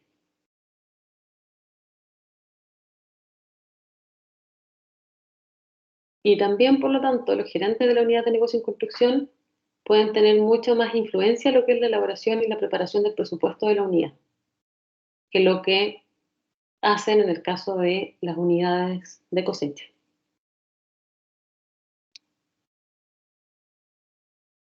¿Por qué participan más? ¿Profe? ¿Sí? Pero entonces, ¿por qué antes decía que se dependía menos de los presupuestos en las unidades de construcción? ¿O era al revés? Depende menos, pero depende menos en el sentido de que el presupuesto, el cumplir o no con el presupuesto, no es señal de que estoy haciendo mal mi trabajo. Sí, porque tienen que como invertir más en investigación y esas cosas, po. Claro, pero Sí, hay un sí. mayor uso. ¿Por qué hay un mayor uso? Porque de todas formas tengo que ir controlando. Y como estoy en un ambiente tan incierto, tan variable, el usar con mayor frecuencia el presupuesto me permite ir identificando de mejor forma, más rápidamente estos cambios. Pero la evaluación del desempeño no depende del presupuesto. Ah, ¿Entiendes? ya. Sí. Ahora, ¿por qué los gerentes de la unidad de construcción participan más sobre el presupuesto en su elaboración? Porque ellos están más atentos a los cambios, están insertos en este ambiente de cambios rápidos y lo conocen mucho mejor que lo conoce, por ejemplo, la dirección de la empresa. Por eso ellos participan más. ¿Y por qué se participa más en la preparación del presupuesto en la unidad de construcción que las de cosecha? Porque las de cosecha están en un ambiente que es más estable, recuerden el ciclo de crecimiento del producto, están en un ambiente que ya está maduro o en declive. Entonces, como es un ambiente más estable, el presupuesto no va a tener muchas variaciones. Y por lo tanto no tiene tanta implicancia que el gerente participe de la elaboración del mismo.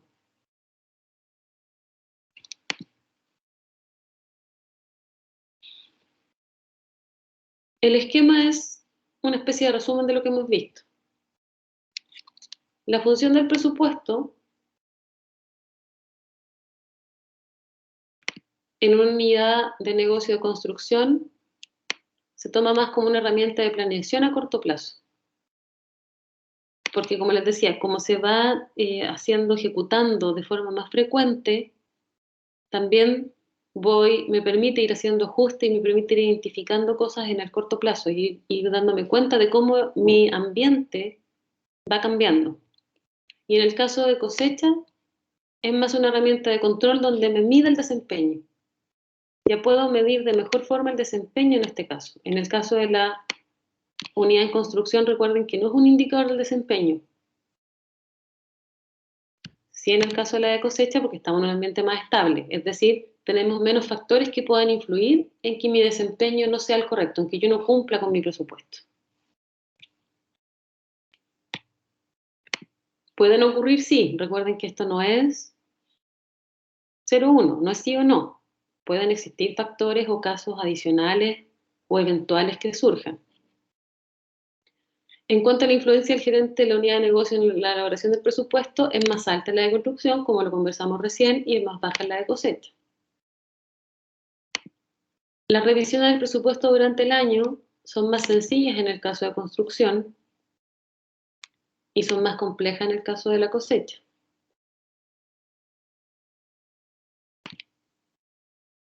Hay una mayor frecuencia de reportes y de contactos informales con la dirección en el caso de la unidad en construcción,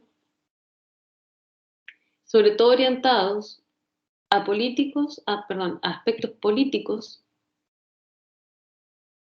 a políticas de la organización, y menos frecuentes en el caso de la operación. Esta parte estamos ya orientados no tanto a la operación, sino que a la parte como más estratégica del crecimiento del producto, del crecimiento de la participación del mercado. Y la frecuencia es menor en el caso de la unidad que está con una misión de cosecha, menos frecuente en cuanto a políticas, pero más frecuente en aspectos operativos, porque aquí recuerden que lo que estoy haciendo es obtener utilidades en el corto plazo, o sea, esa es mi misión, obtener la mayor cantidad de utilidades en el corto plazo. La frecuencia de la información de la directiva sobre el desempeño real respecto al presupuesto es menos frecuente en la de construcción debido a la incertidumbre y más frecuente en el caso de las unidades de cosecha.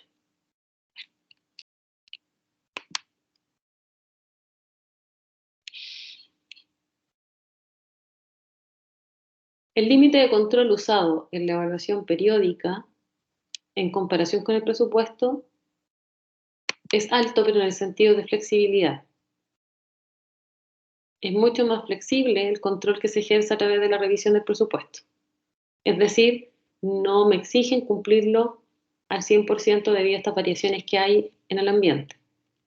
Y es más baja esta flexibilidad en el caso de las de cosecha, me exigen un mayor cumplimiento.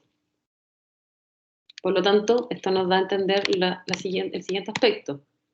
La importancia atribuida al cumplimiento del presupuesto es más baja en las misiones de construcción y es más alta en las de cosecha. El control de resultados versus el control de comportamientos, hay un mayor control de comportamientos en la misión de construcción y el control está basado en resultados en la misión de cosecha. Eso en relación con los presupuestos. ¿Alguna duda, comentario? Vamos a hacer un ejercicio el miércoles, en la clase del miércoles se lo iba a dejar de tarea, pero le subí un caso a propósito. Bien simple. Vamos a hacer uno más complejo, pero lo vamos a hacer en conjunto, así que los voy a dejar trabajando un rato solos y después los vamos a ir comentando y resolviendo en conjunto donde vamos a aplicar esta parte. Así que antes de la clase del miércoles, impriman la PPT, revísenla para que hagamos este trabajo conjunto porque les va a servir para la prueba. Porque esta materia, como les decía, es harta y es un poco compleja de digerir, entonces vamos a aplicarla en un ejercicio en conjunto el miércoles.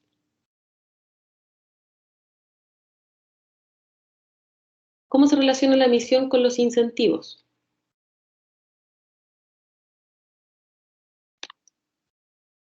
Lo primero es que cuando diseñamos una compensación por incentivos, debemos resolver las siguientes preguntas. ¿Cuál debe ser el monto de los bonos de incentivo en relación con el salario del gerente? ¿Pueden tener un tope? ¿Cuáles son las medidas de desempeño? ¿Volumen de ventas, participación de mercado, desarrollo del producto? ¿U otras que deberíamos emplear para determinar las recompensas del bono de un gerente? Si empleamos varias medidas de desempeño, ¿cuánto debe representar cada una? Es decir, cuál es el porcentaje, el peso que cada una va a tener dentro de la recompensa general. ¿En qué medida debemos confiar en los juicios subjetivos al determinar los montos de los bonos? ¿Con qué frecuencia, semestral, anual, bienal, deben otorgarse los incentivos? Todo eso se debe considerar al momento de diseñar las compensaciones. Por lo tanto, ahora vamos a ver cómo cada misión influye en la compensación por incentivos.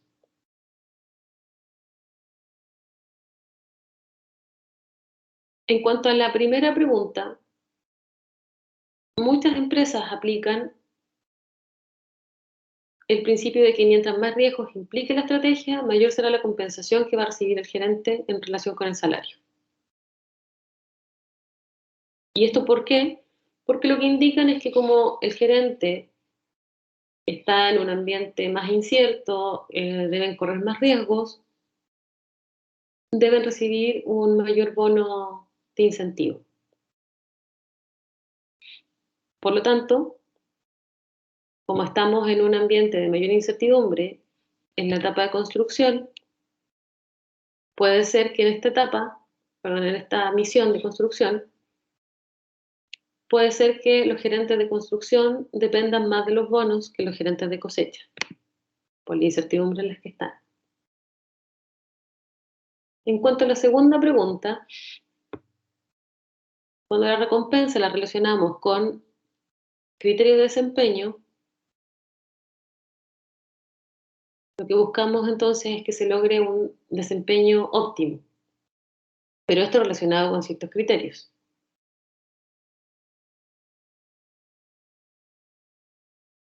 Algunos de los criterios utilizados, algunos indicadores de desempeño, como por ejemplo el control de los costos, las utilidades, el flujo de efectivo, se basan más que nada en resultados que son de corto plazo, pero hay otros, como la participación de mercado, el desarrollo de productos nuevos, el desarrollo personal, que están orientados en un plazo mucho mayor.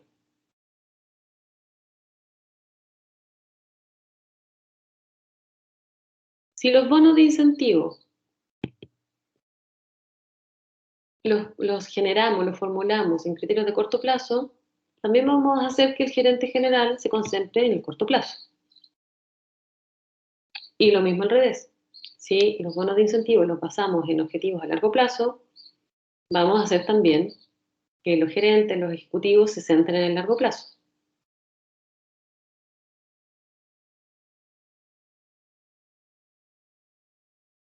Por lo tanto, si esto lo llevamos a los gerentes de construcción y los gerentes de cosecha, quizás no deberíamos emplear un criterio único que sea financiero y uniforme.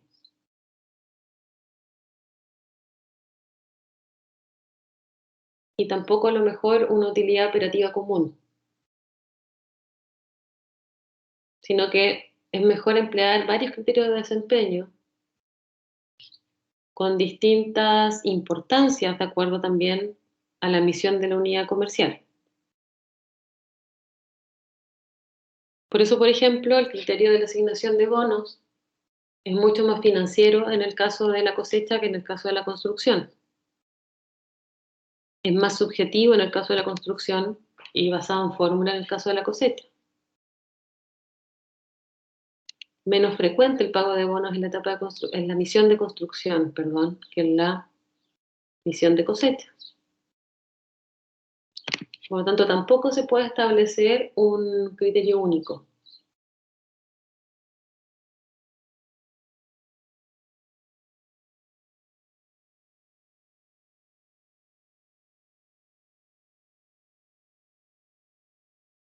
En cuanto a la tercera pregunta,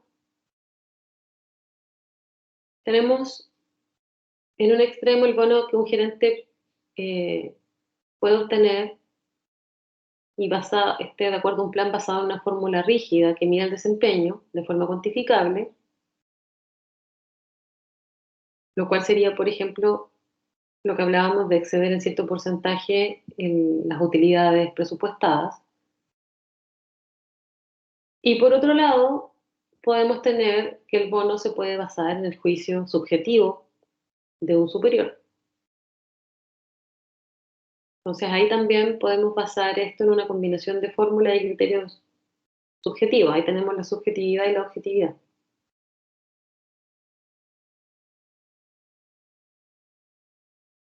Si medimos el desempeño a largo plazo, este obviamente va a ser mucho más subjetivo, porque no podemos tener variables objetivas con las cuales desarrollar el análisis. No tenemos datos fiables de una de un desempeño a largo plazo, porque todavía no tenemos los resultados. Por lo tanto, ahí tenemos mayor subjetividad.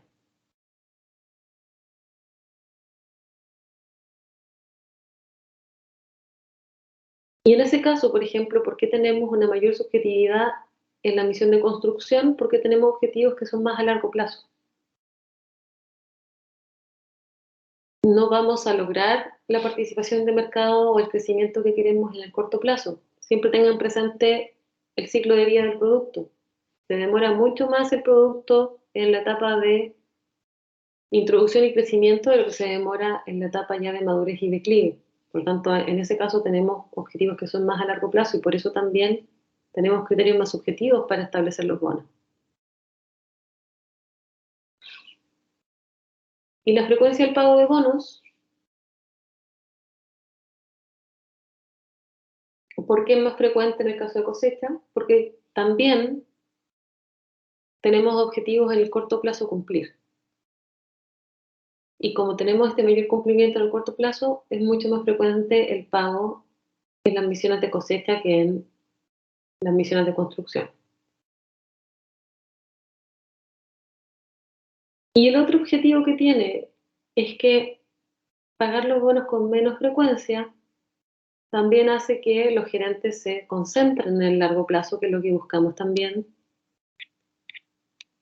de los gerentes que son parte de las unidades que están en construcción. También tiene ese objetivo detrás, porque están orientados en el corto y en el largo plazo. En cuanto a la ventaja competitiva, recuerden que vimos que la estrategia de unidad de negocio era la misión y la ventaja competitiva. Ya vimos la misión, entonces ahora vamos a ver la ventaja competitiva.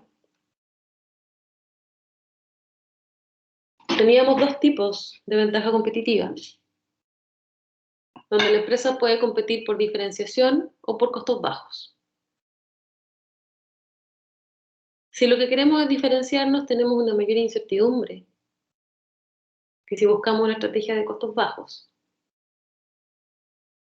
¿Y esto por qué? Porque tenemos una mayor innovación o deberíamos utilizar una mayor investigación y desarrollo e innovación si es que lo que buscamos es diferenciarnos. Porque al diferenciarnos nos centramos principalmente en aspectos distintivos y exclusivos de nuestro producto. En cambio, si tenemos una unidad de negocio de costos bajos, lo que buscamos es reducir los costos, no necesariamente tenemos que diferenciarnos en algún aspecto, podemos innovar igual, pero no es un requisito tan clave como lo es si queremos lograr una ventaja competitiva de diferenciación.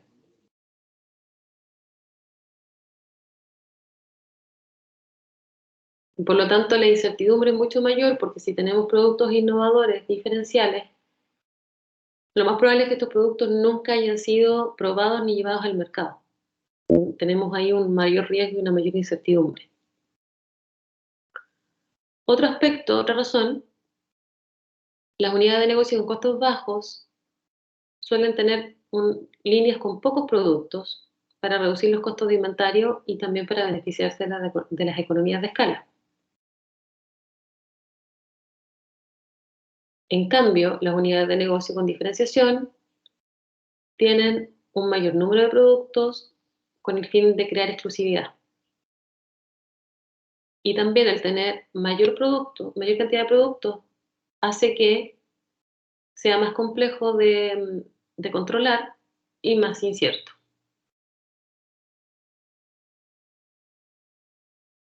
Y por último, las unidades de negocio de costos bajos tienden a producir bienes que son más austeros, buscando que sus precios sean inferiores a los de los competidores. En cambio, las unidades de negocio de diferenciación buscan lo contrario, tienen mayor éxito si los consumidores se dan cuenta que el producto tiene ventajas respecto a los productos de la competencia. Pero como también es incierto cuál va a ser la opinión del cliente, cuál va a ser su percepción, cuál va a ser su lealtad, nos enfrentamos también, en el caso de la diferenciación, a un ambiente de mayor incertidumbre.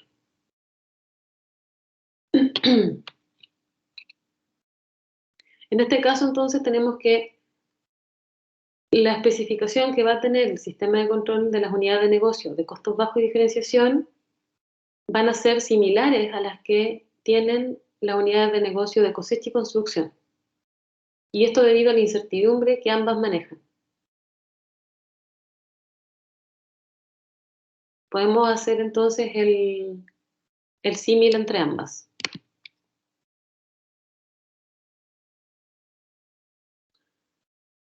Y por último, nos quedan unas láminas. También el estilo de la directiva influye sobre el sistema de control de gestión. Tenemos diferentes estilos de dirección. Gerentes que, por ejemplo, dependen más de los reportes y de los documentos, que buscan sistemas de control más formales, otros prefieren los contactos informales, algunos son más arriesgados que otros, unos son más orientados a los procesos y otros a los resultados, algunos de ellos más orientados a la gente, otros más a las actividades, algunos más centrados en el corto plazo y otros en el largo plazo, algunos más amigables y otros no.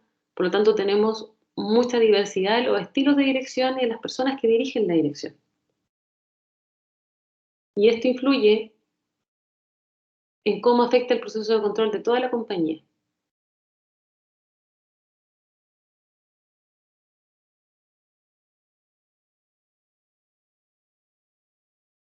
¿De qué dependen los diferentes estilos? De la edad que tenga el gerente, de su educación, de la experiencia que tenga en cierta actividad, de características personales, de la personalidad de cada uno.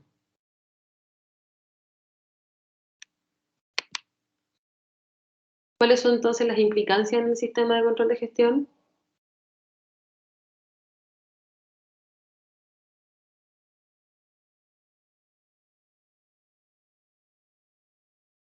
En que la forma de liderar va a influir en cómo éste se va a implantar. Que dos directores que tengan distintos estilos van a usar también de distinta forma los reportes para operar cada unidad de negocio. Afecta, como les decía, a la operación real del sistema de control, la forma en que ellos lideran sus unidades o la corporación.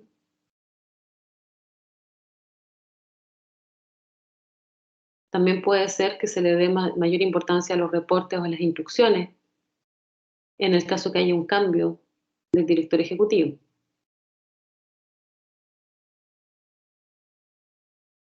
En cuanto a los controles personales e impersonales,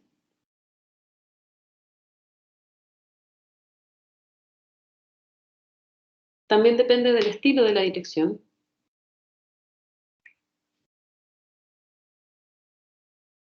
Está relacionado con la importancia que le dan los gerentes, los directores, a los reportes formales o a las conversaciones informales que se realizan. Algunos, como les decía, son más formales y están orientados más a los números, a la información cuantitativa. Y otros están más orientados a la gente, ven algunas cifras nada más y sacan conclusiones en relación más que nada con lo que conversan con las personas.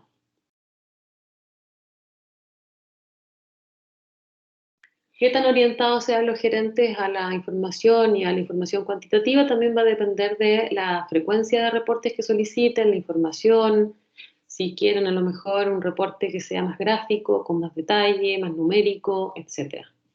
Todo eso, y eso obviamente también influye porque la persona a cargo del sistema de control de gestión tiene que realizar estos reportes y que tiene que realizar de la forma en que se le solicita y poder presentarlos con la frecuencia también que se le solicita, para que el gerente a cargo saque las conclusiones respectivas. Afecta entonces también al grado de rigidez o flexibilidad del control de cualquier situación y puede también realizar controles rígidos o flexibles Y eso va a depender también del estilo de dirección que tenga el gerente. Cuando hay distintos estilos, el sistema de control de gestión se aplica de diferentes formas. Por lo tanto, el sistema tiene que adecuarse al cambio en el caso de que asuma un directivo con un estilo distinto. ¿Y esto por qué? Porque puede ser que el estilo del nuevo directivo no se ajuste al diseño del control de gestión que ya se había realizado. Por lo tanto, ahí pueden ocurrir dos cosas: que el directivo se ajusta al sistema de control de gestión,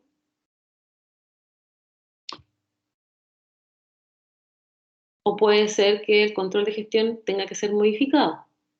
Ahora, si esta relación nunca llega a ser buena, nunca se logra en realidad cumplir con un buen desempeño, la organización tiene que analizar la situación y podría incluso cambiar al directivo en el caso de que nunca se haya logrado la sinergia deseada.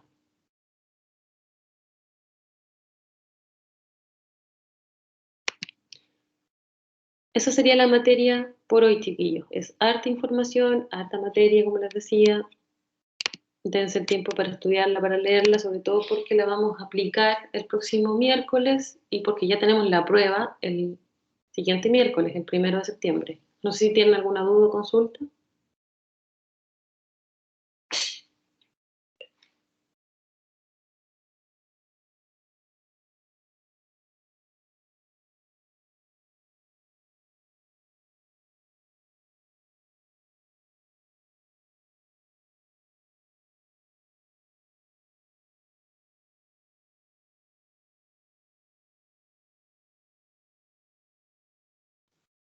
Creo que no, profe. Pero, Profe, hasta el momento no, pero el caso que subió, ¿lo vamos a revisar o no? Podríamos revisarlo en la clase del miércoles también, Ya. porque mi idea de la clase del miércoles es que terminemos de pasar la materia de la prueba, que nos queda muy poco, y que hagamos y resolvamos casos. Y si nos queda tiempo, partimos con la materia nueva. Pero si no, nos centramos en los casos que yo les voy a dar ese día. Tengo 2 pensados para ese día y si quieren revisamos el que yo les subí. Así que va a ser una clase más aplicada de cara a la prueba.